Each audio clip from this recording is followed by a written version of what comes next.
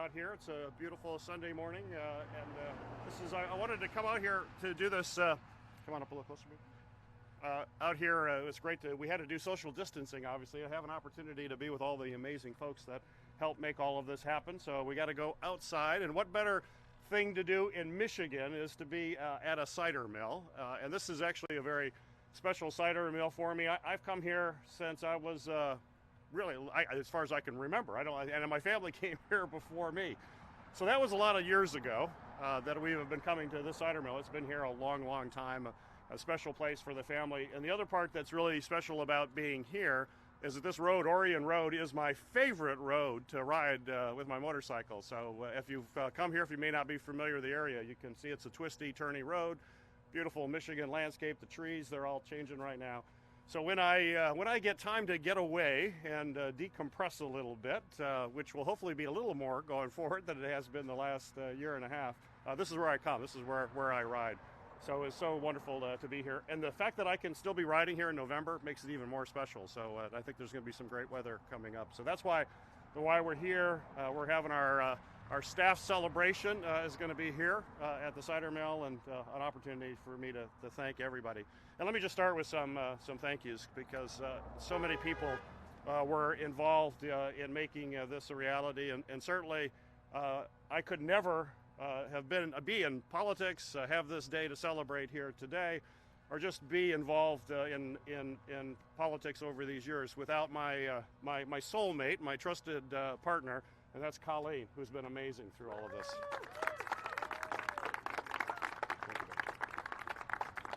She is my top advisor day in and day out, and it's been wonderful. But it's also your whole family, so I'm very pleased to have my two of my children here, and a very special friend, my son Gary Jr., my daughter Madeline, Natalie, a very special friend of my son.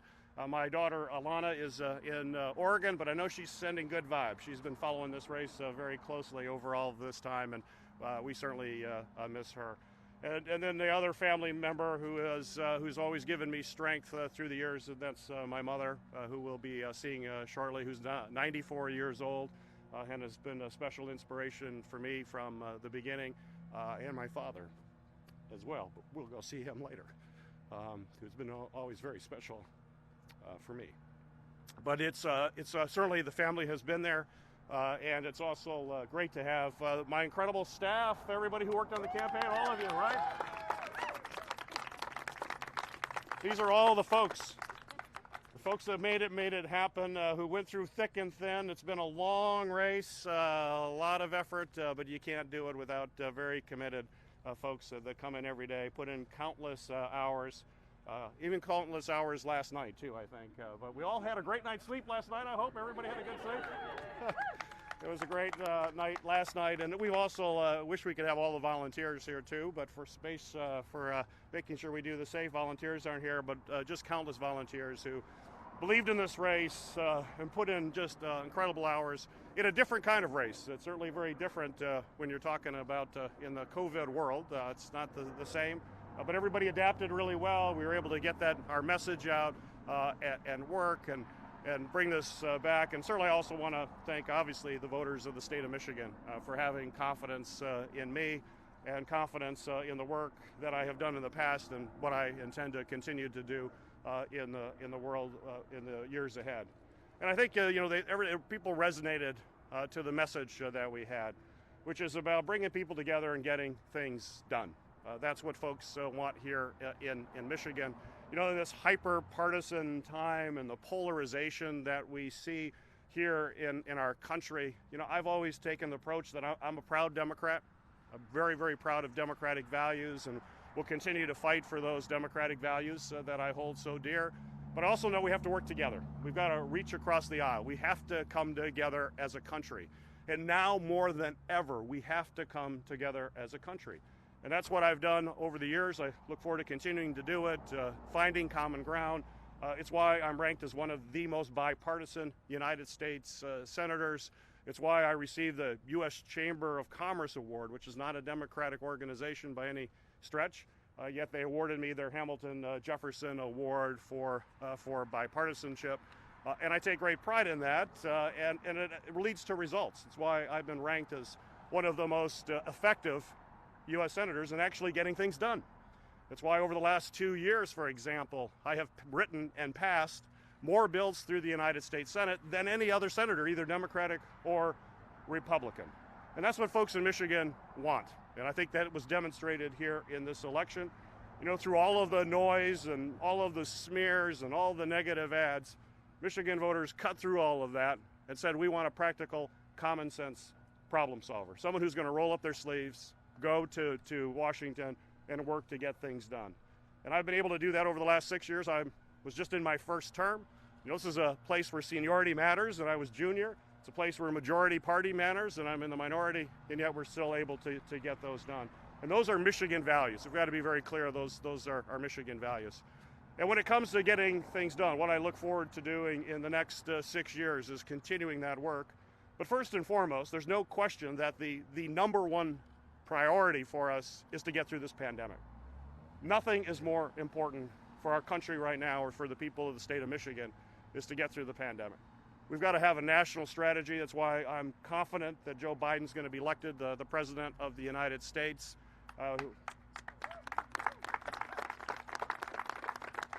And when he's elected, and we have both Joe Biden and my friend, someone who I have a very special relationship with, Kamala Harris, who is my seatmate in the U.S. Senate.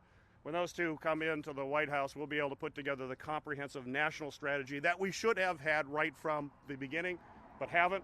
And as a result of that, we're still paying the price for that. And that means dealing with the healthcare aspects of this crisis and the economic crisis. When I get back to Washington next week, I'm going to continue to push aggressively to get the Senate Republicans to put a COVID relief package on the floor of the Senate. We have to do that. You know, the House, we knew when we passed the CARES Act, which we came together, a comprehensive package many months ago. We did it on a bipartisan way. We came together to get that done and provide help. But we know there's still more help that's needed. There's help to keep people who have difficulty keeping food on the table or a roof over their head and are afraid for their future. Young people who are afraid of their future and what job prospects may be there for them. We need to provide additional assistance. The House Democrats passed that months ago, 5 months ago they passed it. They passed another bill since then, and yet Senate Republicans have refused to put a meaningful package in a bipartisan way coming together in order to get that done. I hope when we get back, we'll be able to do that. The Republicans, of course, focused on a Supreme Court nominee when they should have been focusing on the needs of the people of the state of Michigan. So that'll be my top priority. We're going to continue. If it doesn't happen, we'll try it when we have a Biden administration, because we must never forget the people of our country, and I will never forget the people here in my great, wonderful state here in Michigan. We also have to be focused on health care. One thing the pandemic clearly shows is that we need to have a system where there is where there's affordable health care. No matter where you live, no matter who you are, you should be entitled to quality, affordable health care. In my mind, health care is a right. We have to stand up for that health care as a right in our country. There are other issues that I'm passionate about, issues related to the Great Lakes. There is no greater resource in our state next to our people than the Great Lakes.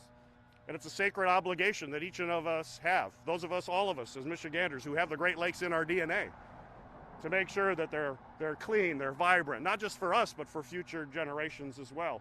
That's why I've worked to get additional funding for the Great Lakes and work to protect the Great Lakes from oil pipeline spills and PFAS and other contaminants that threaten the viability of this amazing natural resource that we're blessed with here in Michigan.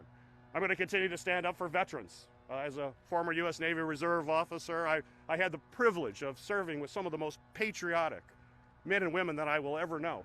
They're amazing individuals. And those who have gone off and served and come back, we owe a special obligation to make sure that they're all right.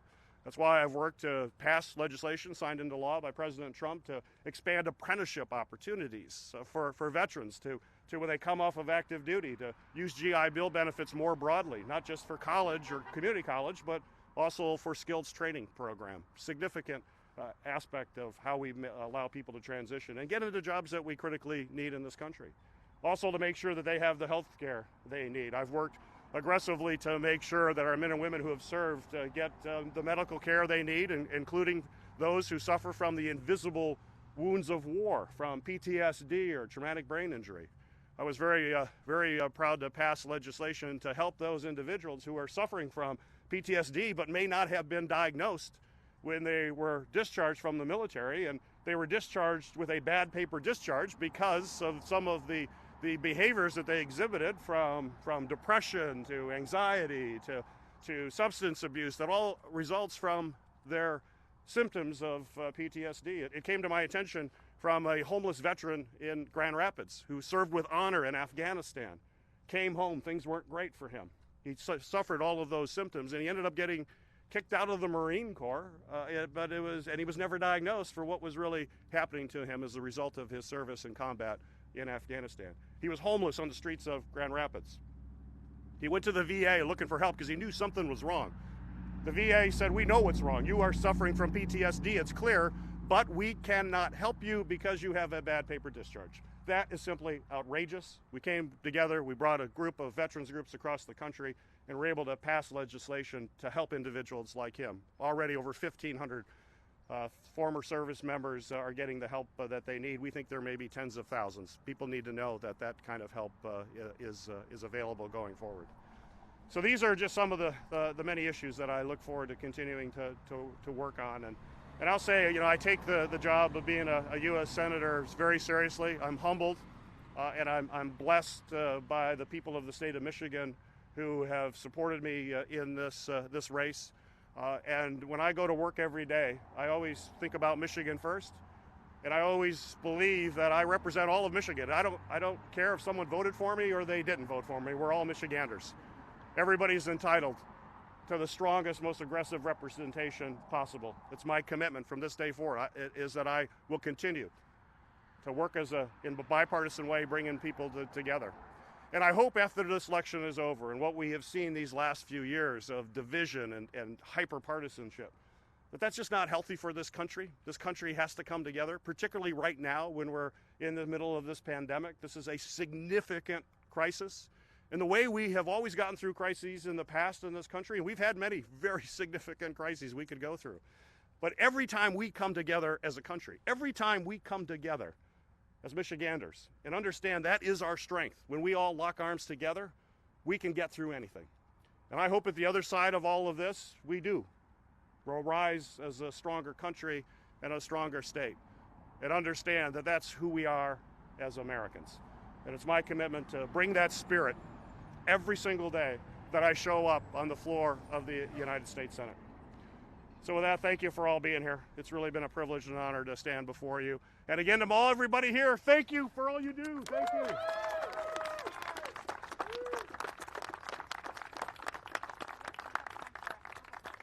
What's that?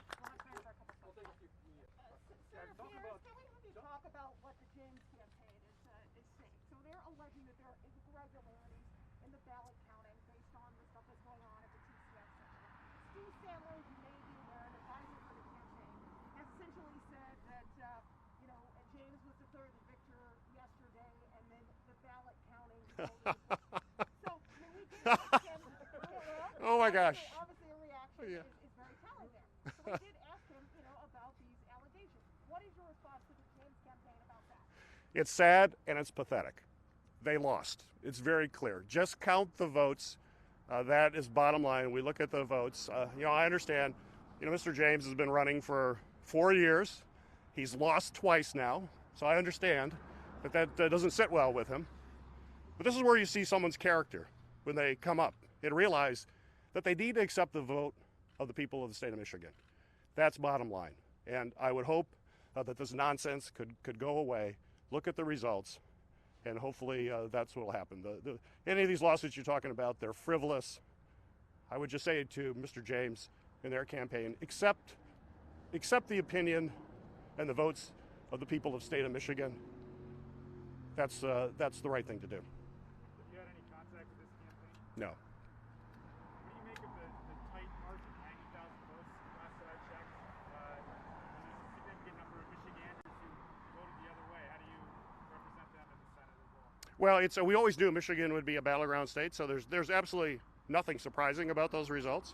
And you and I have spoken about this for 2 years, that this would be a battleground state.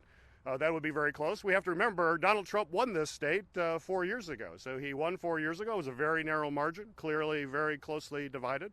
There's no reason to accept or to expect anything different than that, and that's what we have. We have a very close election. But as I've mentioned earlier, that doesn't deter me from doing my job, which is trying to bring everybody together to be able to work in a bipartisan way to solve the very tough problems that we face.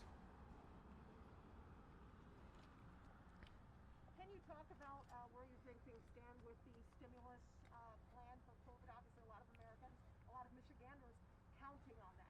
Any information that you're getting about where things stand in negotiations? Well, I hope that we're able to come together as we go back. Next week we go back into session. I hope we come back and get this done. We have to look at this not as a partisan political issue. We're now past the election. Now it's time to just focus on making sure that we're helping our small businesses survive. They're facing significant challenges right now. I talked to small businesses across the state that are worried about what the winter will bring, and if you continue to see a spike in COVID cases, that they'll have a hard time surviving. And we know that we can't get our economy up and running the way any of us would like if our small businesses don't survive. They're the heart and soul of the engine of growth for our economy. And time is of the essence here. And we've got to keep the economy up. If we start spinning into a hole, it's a whole lot more difficult to dig out of that hole than it is to stay out of it. And also, obviously, families continue to have struggles. Many families having difficulty to put food on the table, roof over their head, and certainly young people in particular are concerned about what this very uncertain future that they have ahead of them, and there's a great deal of anxiety there.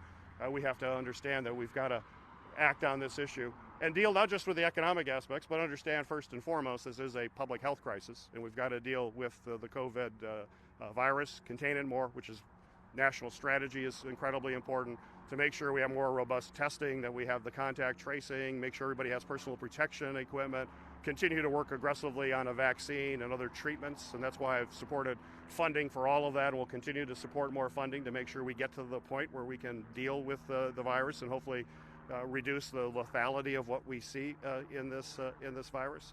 But I would hope we'd all come together in a bipartisan way during this lame duck session.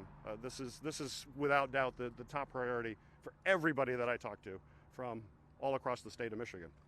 Senator, are you concerned that this legal battle with Donald Trump and Joe Biden will drag out and hurt this country and keep the country from moving forward with a new president? Well, I would hope that everybody would accept the will of the voters. That's the strength of the American democracy, is that we understand that the people who run this country are the voters, the folks that show up at the polls and exercise their constitutional right to vote. And a democracy is only strong if leaders understand that that's how this system works. So people who want endless frivolous lawsuits, we're hearing some of that here in Michigan, that we want frivolous lawsuits, that damages our democracy. I would hope people would rise up and demonstrate the kind of leadership that this country needs, which is about bringing people together and about healing this country. We have to heal this country and come together as one people. Endless, frivolous lawsuits are unacceptable, and they speak very badly to the character of the people that think that's the way we should govern. And ultimately, we have to support the peaceful transfer of power. And understand, when you lose, you do it gracefully. If you have character, if you have integrity, you do it gracefully. And that is going to be what's critical for our country. And I would hope the American people would see folks who try to pursue these frivolous lawsuits and make these false allegations and refuse to accept their decision for what they are, and they reject people like that in no uncertain terms. Do we have any last questions from media? Any last questions? I do want to ask you about the Affordable Care Act. So obviously, according to the Supreme Court, if it is struck down, what recourse is available to Democrats to have a replacement, especially now that it looks like really it'll be impossible for them to flip the Senate? What kind of plan do you think Democrats and Republicans can get together on to ensure that, especially people in positions of power? Right. Well, there's no question if the Supreme Court overturns the Affordable Care Act, we need to act quickly to put in place a new plan, which is just going to be a tweak. We already have a plan. We have to be very clear. We already have a plan. It's called the Affordable Care Act. And the Affordable Care Act, what that means for folks in Michigan is that 4 million people in our state who now have pre-existing conditions have protections in the plan that already exists, which is the Affordable Care Act. We're in the middle of a COVID crisis. People, when they have COVID, we know that there's a long-term impact on people's health. So they now have pre-existing conditions. That list is continuing to grow. We have a plan in place that already does that. We hear a lot of nonsense rhetoric from the Republicans when it comes to that issue. They don't have a plan. It's not easy to make sure that everybody who has pre-existing conditions has coverage. You just can't say it on the campaign trail and think that's a plan. Republicans have had 10 years to come up with a plan. They have come up with zero. President Trump keeps talking about a beautiful plan that's coming, and we've never seen that beautiful plan because it does not exist.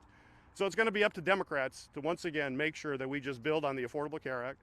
Hopefully we will get, I'm not going to speculate as to where we are in the Senate till everything is done, but we hopefully will come together and have Republicans understand. I will tell my Republican colleagues, I understand you don't have a plan. We have a plan. Please just join us in a plan that's been working for Americans over these last few years. And let's make sure that we don't have the stories that I hear of folks who are so fearful that if the Affordable Care Act goes away, it's going to impact their family in significant ways, and they're fearful. We have to show leadership in the U.S. Senate, the House, the presidency, and we have to come together to do that. All right, thanks everyone. Thank you. Thanks, everybody.